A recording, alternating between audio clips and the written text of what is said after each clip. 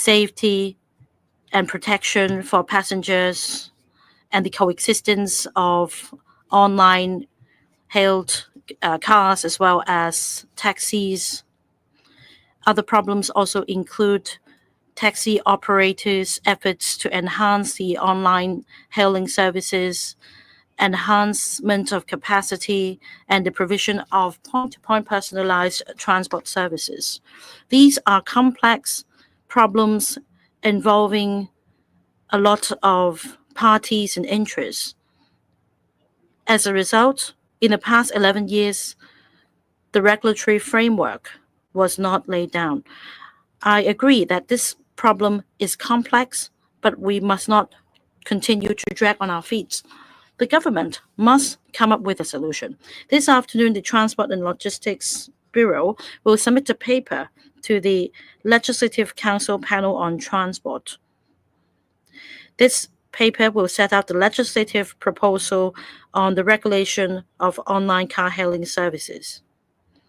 I have asked the Bureau to draw up the legislative framework on the following principles. First, there should be regulation on the operation of online car hailing platforms. Standards should be laid down. The relevant responsibilities should be spelled out to ensure that operating and requirements are clearly explained to ensure safe operation of the platform. There should also be regulation on the relevant vehicles to ensure the quality and safety of services. Regulations should also be put in place on the driver's qualification requirements to ensure driving safety. There should also be appropriate requirements on insurance, again, to ensure the safety of passengers. An operating environment should be set up to ensure the capacity of the services. And there will also be a new environment for taxi services to operate. The sixth principle is that online hailed cars should coexist with taxis so as to provide quality point-to-point personalized transport services for the public. Now, this is a complex issue.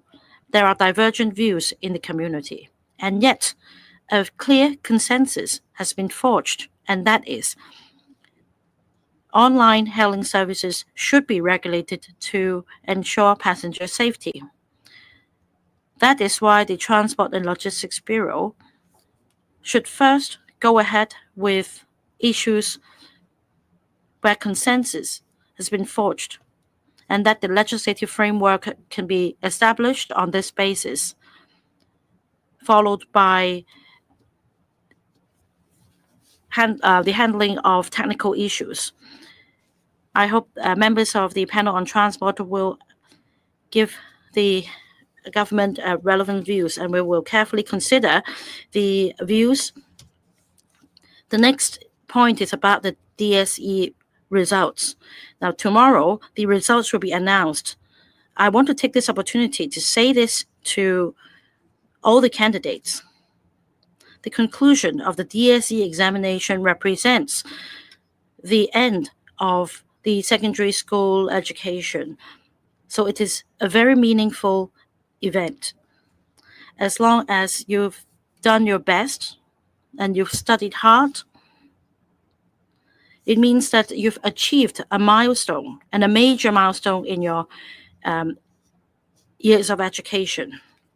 You've spent 6 years in a secondary school and you have acquired knowledge, and you've also formed friendships with friends, and you've also learned a lot from your teachers. These are valuable experiences.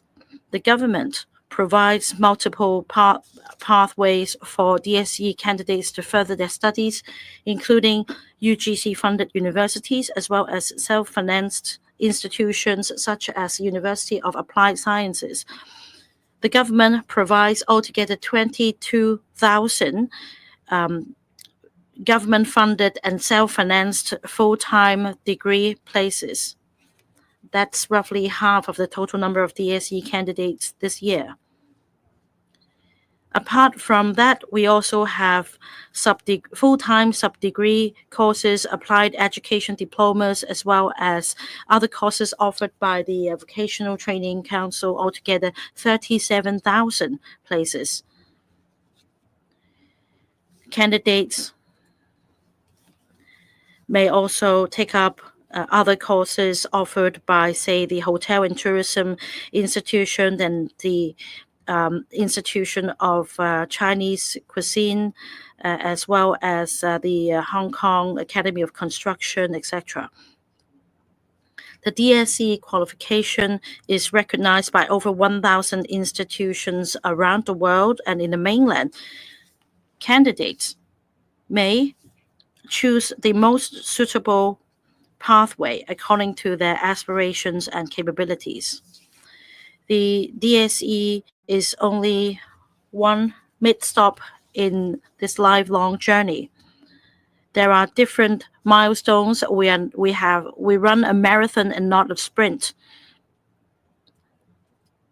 There may be challenges and hurdles, but it is more important that you soldier on, regardless of your results, no matter the pathway you've chosen.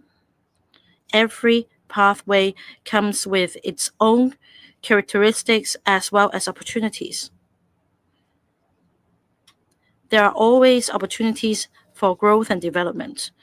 The SAR government will continue to provide support and multiple pathways for you. You may wish to seek views from others.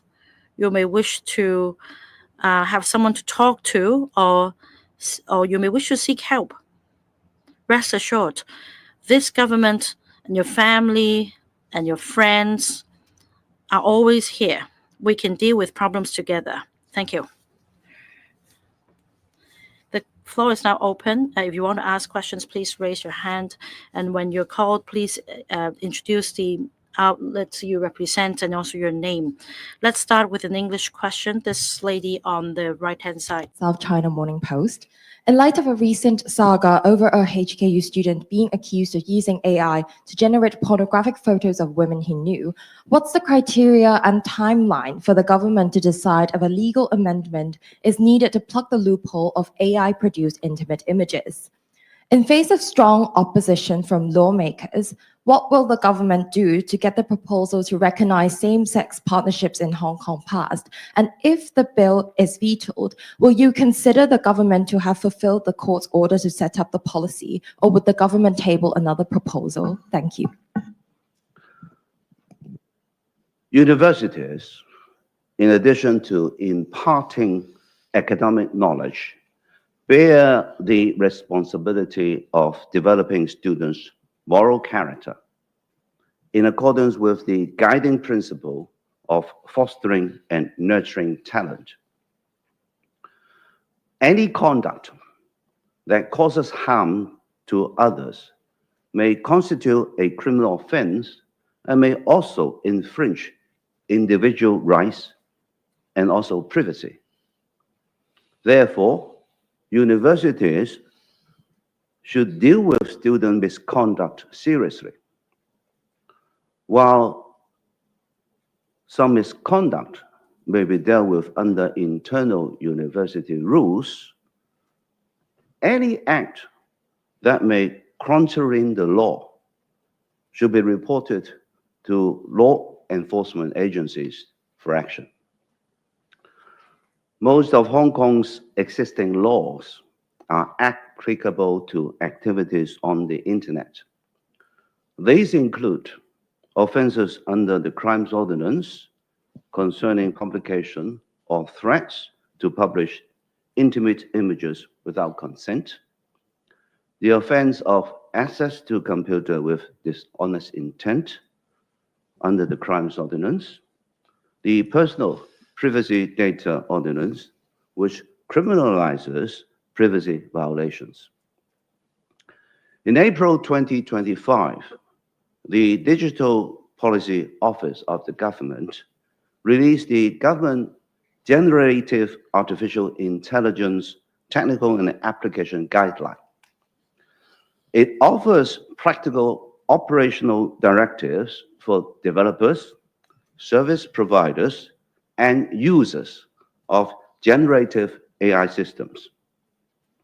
The guideline promotes the safe and responsible development of generative AI related business and activities by stakeholders through strict adherence to technological ethics, moral principles, and legal requirements, while providing practical guidelines and guidance to address security challenges and risks associated with generative AI technologies.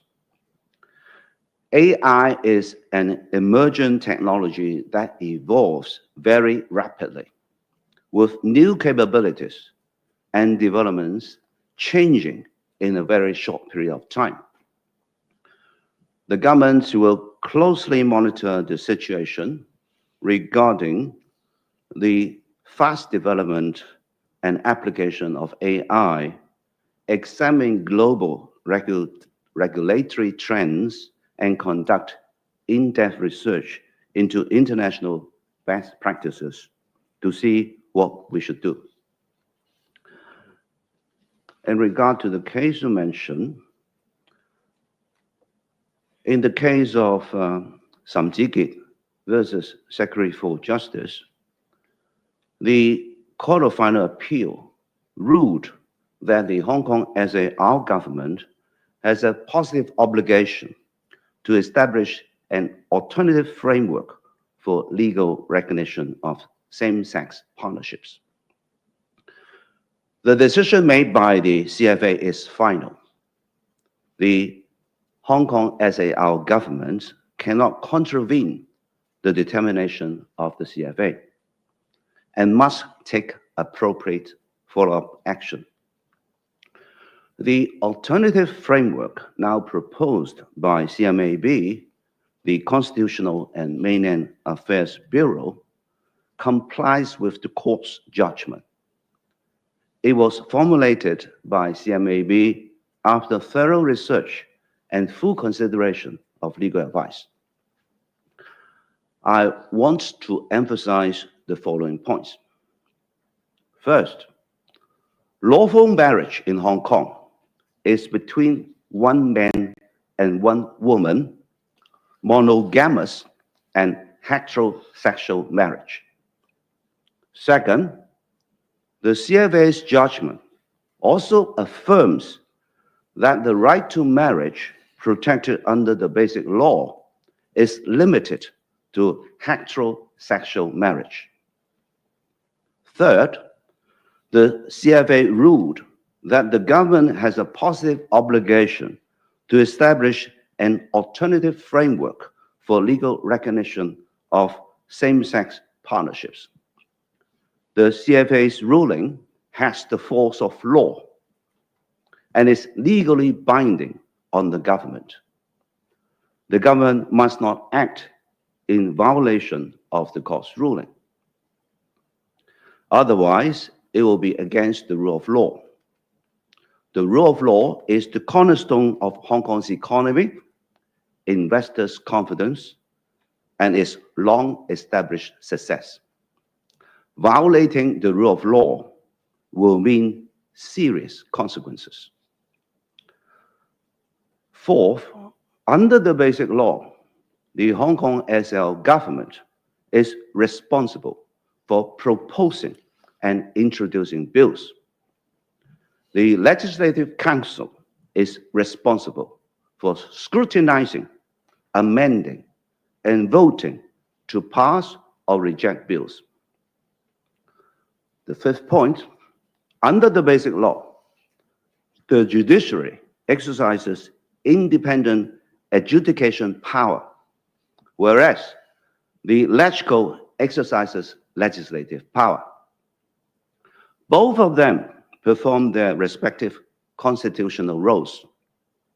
The Hong Kong SAR government respects the judiciary and the LegCo in exercising their respective powers under the Basic Law. The sixth point, the Hong Kong SL government will make every effort to facilitate LegCo's scrutiny of the bill introduced by CMAB, assist LegCo in completing the scrutiny expeditiously, and respect LegCo's final decision. Thank you. 好，第二條提問，右手邊最尾嗰行。Second question, this reporter on the right-hand side, last row. I'm from Hong Kong 01. Good morning, Chief Executive. About online hailing services and the legislative framework. What is the government's take on the number of licenses to be issued? Is it in the thousands or in the tens of thousands? Will it cause the waiting time for taxis be longer after the framework has been introduced? Are you siding with the people? Now, coming back to the last week's decision to suspend schools, the decision was made on Wednesday to suspend schools on Friday. Do you agree that the advanced preparation got way too advanced?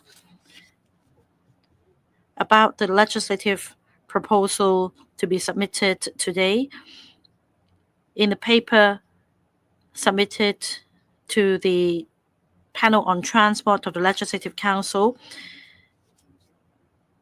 we will explain the principles that I cited just now.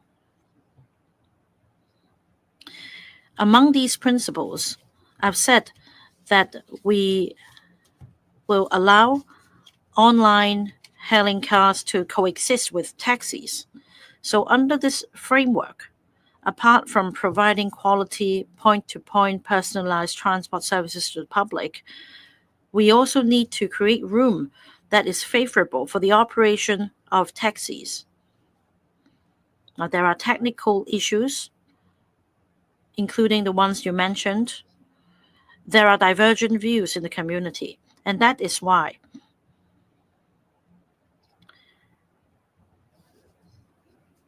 I've explained the principles to the Transport and Logistics Bureau. This problem has remained unresolved for the past 11 years. Of course, there are complex reasons behind, but it is important that we start with issues on which consensus has been forged so that we build a legislative framework. And on this basis, we can then go on to resolve other technical issues, such as the number of licenses to be issued for online hailing cars. After we establish the legislative framework, we can focus on resolving the remaining issues. And this is what I have told and I have instructed the Transport and Logistics Bureau to do. Now, this problem has remained unsolved for the past 11 years. And as I've explained, there are complex issues involved, as well as complex interests and many parties involved. And that is why my take is that we start with things on which we have a consensus, and then we will focus on smaller technical issues. We welcome views. I hope that after a full discussion by the panel on transport, we will carefully consider these views so that we can delve in and solve various technical issues. Let me turn to another issue. Recently, Hong Kong was struck by Tropical Cyclone Danas, and the Steering Committee on Handling Extreme Weather made advanced preparations. A series of instructions were given so as to make advanced preparations and minimize the risks. the steering committee decided to suspend schools. The steering committee is chaired by the Chief Secretary for Administration. In terms of the advanced preparatory work conducted by the steering committee, including the coordination of various government departments, I acknowledge their efforts. These efforts include the Drainage Services Department carrying out inspection and clearance on flooding-prone spots, as well as instructions for contractors and service providers to be on standby. There are also other departments involved, including the Fire Services Department, the police, as well as the auxiliary medical services. They also conducted preparatory work. The Home Affairs Department, the district councils, and the 3 committees, the care teams, etc., all chipped in to disseminate the latest weather information to members of the public. Now, these government departments have done a lot, and I believe this is what we should continue to do in the future. We've heard different views in the community about the steering committee's decision to suspend schools. Drawing on the experience in the future, we will give full consideration to all these matters when dealing with extreme weathers. Next, I'm from Now TV. Good morning, Chief Executive. My question is on the alternative framework, and that a bill will be introduced for the registration of same-sex partnership. Now, some members of the Legislative Council have criticized that the government failed to conduct the comprehensive assessment on the implications. You explained that this is to respect the CFA decision, but many political parties have objected to the bill. Are you confident that the bill can be passed? And about the law student in Hong Kong U who is suspected of having used AI to produce intimate images, the university only issued warning letters. Do you think this is unfair to the victims? Is it necessary to amend the law? And in Hong Kong U, there are still cases of using bogus qualifications to get admitted. The Hong Kong U did not call the police. As the Vice Chancellor of Hong Kong U, do you think there's more to be desired? Shouldn't the student be held criminally liable? About the case of Shamshi Kit versus Secretary for Justice, the CFA has ruled that the Hong Kong SAR government has positive obligation to establish an alternative framework for legal recognition of same-sex partnerships. Now, this is the CFA's ruling.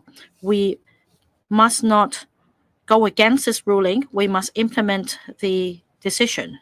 The CMAP has put forward this alternative framework, having carefully studied the issue and having sought legal advice. I want to emphasize the following. In Hong Kong, our marriage system is monogamous and heterosexual marriage system. This is also recognized by the CFA ruling. Under the basic law, protection is given to only heterosexual and monogamous marriages. The CFA ruling has decided that the government has positive obligation to establish an alternative framework for the legal recognition of same-sex partnership. Now, this is legally binding on the government. The government must not violate the court's ruling, or else it will go against the rule of law. The rule of law is a cornerstone of our economy and investors' confidence in Hong Kong. There will be dire consequences if the rule of law is violated. According to the basic law, the SAR government is obliged to enact legislation. The Legislative Council is responsible for scrutinizing, amending, voting on, or vetoing any legislative proposal. According to the basic law, the judiciary has judicial independence to adjudicate on matters, and the Legislative Council likewise must exercise their right in enacting legislation. The SAR government respects the judiciary as well as the legislature in exercising their respective obligations and powers under the Basic Law.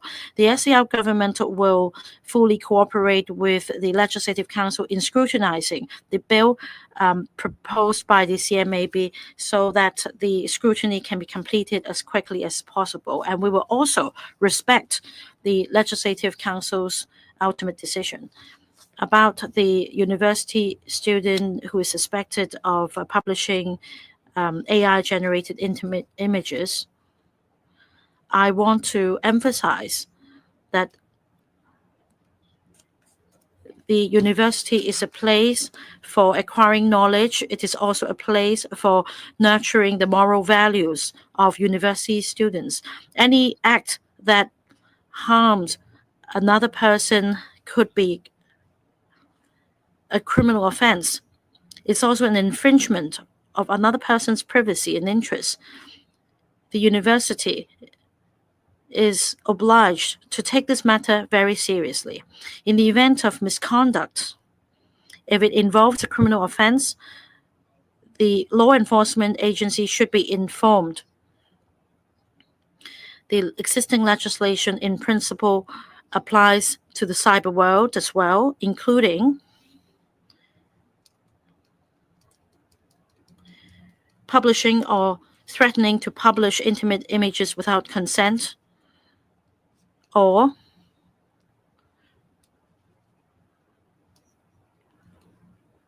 using computer with dishonest intent under the Crimes Ordinance, as well as criminal offenses involving the infringement of personal data privacy under the Personal Data Privacy Ordinance. The Digital Policy Office published in April an generative AI technical guidelines. The set of guidelines provides guidance and practical directions for developers and users of generative AI. The set of guidelines promotes safe and responsible use of generative AI on the premise of ethical use and legal use. The guidelines also provides guidance on safety and relevant issues on the use of generative AI. This is an emerging technology. Within very short periods of time, there could be new changes. The government will carefully and closely monitor the development and the application of generative AI. The government will also have regard to the global trend and the best practices in the global community. We'll also study in depth how issues are to be dealt with. In relation to breaches of the law, including the submission of documents for enrollment into universities, any unlawful act should be dealt with according to the law. The university in question should call the police. The universities is a place for learning. It's also a place for nurturing the moral values among university students. So if any breach of the law is involved, if the principles are not adhered to, they should be dealt with strictly according to the law. So I hope that all relevant institutions will do the same to ensure the education quality and the standards of universities in Hong Kong, so as to meet our expectation. Thank you. That's the end of the media briefing today. Thank you.